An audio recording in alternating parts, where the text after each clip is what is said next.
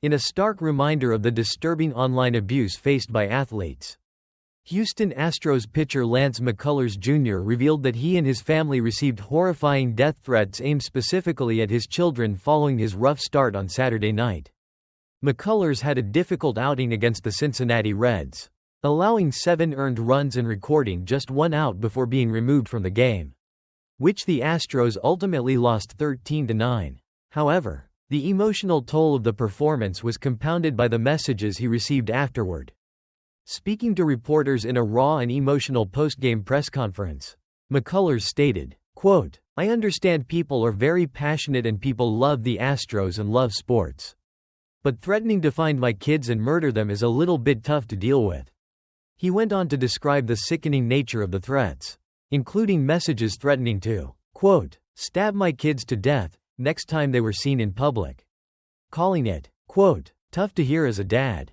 McCullers, one of the longest-tenured players on the Astros and a part of their World Series winning teams, noted that while he has received threats aimed at himself over the years, bringing his children into it is unacceptable. He also referenced instances where individuals making similar threats in baseball have faced legal consequences. Astros manager Joe Espada was visibly upset when addressing the situation, calling it, quote, "very unfortunate that we had to deal with this." Espada expressed his frustration and sadness, stating, quote, "I got kids, too. It really drives me nuts.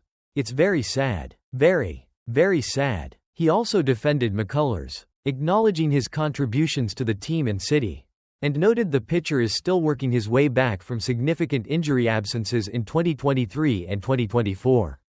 The incident serves as a grim reminder of the level of harassment athletes and their families can face online, where poor performance on the field can tragically spill over into real-world threats against their loved ones. Major League Baseball provided a touching family moment on Mother's Day Sunday, as brothers Josh Jung of the Texas Rangers and Jace Jung of the Detroit Tigers faced off, with Josh delivering a truly special gift for their mom.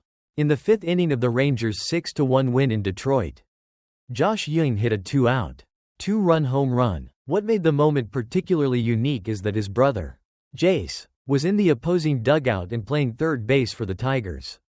According to the Elias Sports Bureau, this was the first time since Mother's Day became a national holiday in 1914 that a player hit a home run while facing his brother's team on the special day. The family connection was front and center throughout the day. The brothers' parents, Mary and Jeff Jung, were in attendance for the series. Before the game, their mother, Mary Jung, had the honor of delivering the game ball to the mound, an emotional moment she shared with both of her Major League sons by her side. Mary Jung shared her overwhelming pride on the Rangers telecast, saying, quote, "My heart is just exploding. I mean, I couldn't ask for a better Mother's Day gift. We're all in the same place, to begin with, but then to watch them live their dream, do what they love to do. I couldn't be more proud." Josh Jung also reflected on the significance of the day and the rare feat of hitting the home run, calling it, quote, "a pretty cool feat, pretty rare," and adding they were, quote, "super cool moments, pinch me moments. It will probably never happen again." He spoke about how special it was for the entire family, acknowledging the sacrifices his parents made. The brothers even presented their parents with special half Rangers, half Tigers jerseys before the game. It was a truly memorable Mother's Day for the Jung family, marked by a historic home run and the unique experience of watching both sons compete in the big leagues on such a meaningful day. The Colorado Rockies have made a major change at the helm, announcing Sunday the firing of manager Bud Black amidst the team's dismal Major League Baseball worst 7-33 record. The move came after the Rockies secured just their 7th win of the season, a 9-3 victory over the San Diego Padres, a day after suffering a humiliating 21-0 defeat to the same opponent. The team's struggles have been severe, marked by a league-worst run differential and a pitching staff that recently allowed 10 or more runs in 4 consecutive games. Their current pace puts them in contention for one of the worst seasons in MLB history. In addition to Black, bench coach Mike Redmond was also dismissed. Third base coach Warren Sheffer has been named the interim manager for the remainder of the season, with former Rockies manager Clint Hurdle stepping in as the interim bench coach. Bud Black had managed the Rockies since the 2017 season, leading them to postseason appearances in his first 2 years. However, the team had endured 6 consecutive losing seasons prior to this historically bad start. Rockies owner Dick Monfort issued a statement acknowledging the unacceptable nature of the team's play, saying, quote, "Our fans deserve better, and we are capable of better." He called the changes necessary and stated the remainder of 2025 would be used to evaluate all areas of the operation. The firing comes less than 24 hours after general manager Bill Schmidt publicly supported Black, adding to speculation about the GM's own future with the struggling franchise, which also faces challenges with burdensome contracts and a middling minor league system. Bud Black concludes his tenure in Colorado with an overall record of 543 wins and 690 losses. The Los Angeles Dodgers have greatly benefited from the positional versatility of their superstar Mookie Betts, and that flexibility might be called upon again as an underrated prospect continues to impress in the minor leagues.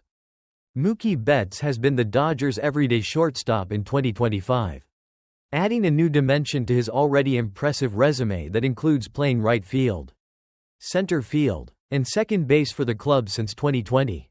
His ability to capably play multiple positions has been invaluable, allowing the Dodgers to optimize their lineup and get more key hitters on the field simultaneously. However, the emergence of prospect Alex Freeland could necessitate another move for Betts.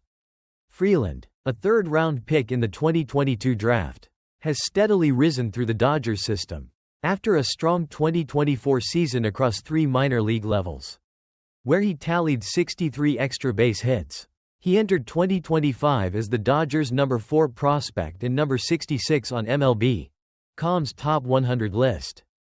Freeland, a switch hitter with solid tools across the board and no single tool rated below average on the 20 to 80 scale, is currently excelling at AAA, hitting .290 with an .825 OPS. At 23 years old, he is considered to be knocking on the door of the major leagues.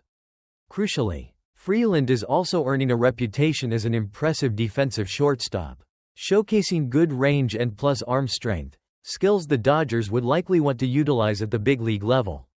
Should Freeland get the call to Los Angeles, it could mean Mookie Betts transitions back to second base. The Dodgers currently have Hye-Sung Kim at second, whose primary value is speed rather than his bat. Moving Betts back could allow the team to feature Freeland's promising defense at shortstop while potentially gaining an offensive edge at second base. It's a testament to both Freeland's development and Betts' unique adaptability that this potential positional shuffle is even a consideration, highlighting the Dodgers' depth and their ongoing effort to put the best possible lineup and defense on the field.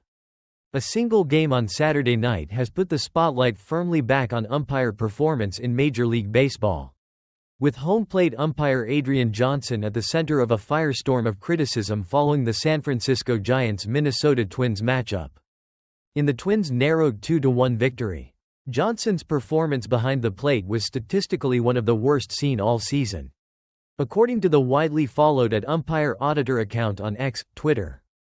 Johnson missed a staggering 22 of the 130 pitches thrown in the game, resulting in a correct call rate of just 83.1%, the lowest single-game mark recorded by any umpire this season.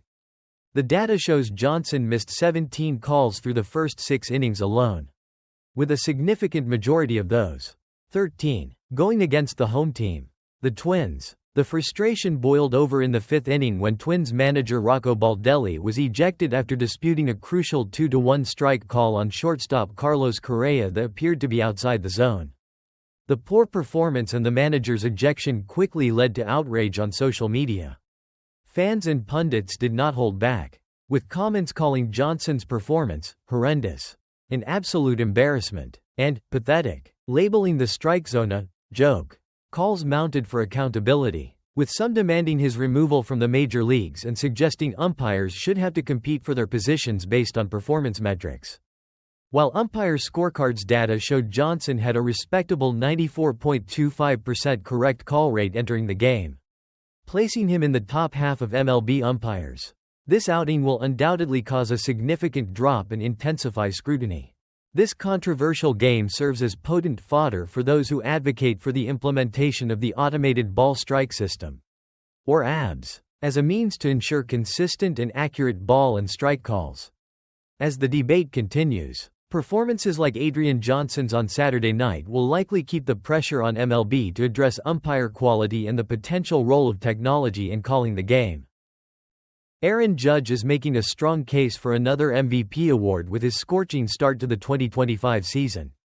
The New York Yankees captain delivered a vintage performance on Sunday against the Athletics, collecting 4 hits in a 12-2 blowout win, a feat he's now accomplished 13 times in his career. The impressive outing lifted Judge's batting average to a remarkable .409 on the season, making him the clear leader in the majors, well ahead of the next closest hitters. His .409 average, coupled with at least 14 home runs through the first 40 games, places his start in elite company, ranking 4th all-time in MLB history behind legends like Manny Ramirez, Jimmy Fox, and Mickey Mantle.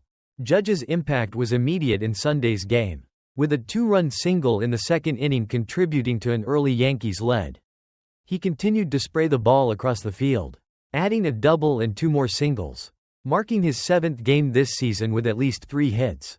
Beyond his eye-popping batting average, Judge also leads the league in RBIs with 39, hits with 63, and home runs with 14, showcasing his all-around offensive dominance. His performance has already made him the overwhelming favorite to win the American League MVP award, with current odds reflecting a high probability of him taking home the hardware. While sustaining a .400+ batting average over a full season is an incredibly rare feat, not accomplished in over 80 years, what Aaron Judge is doing through the first 6 weeks of the season is undeniably historic and a driving force behind the Yankees' strong 23-17 start.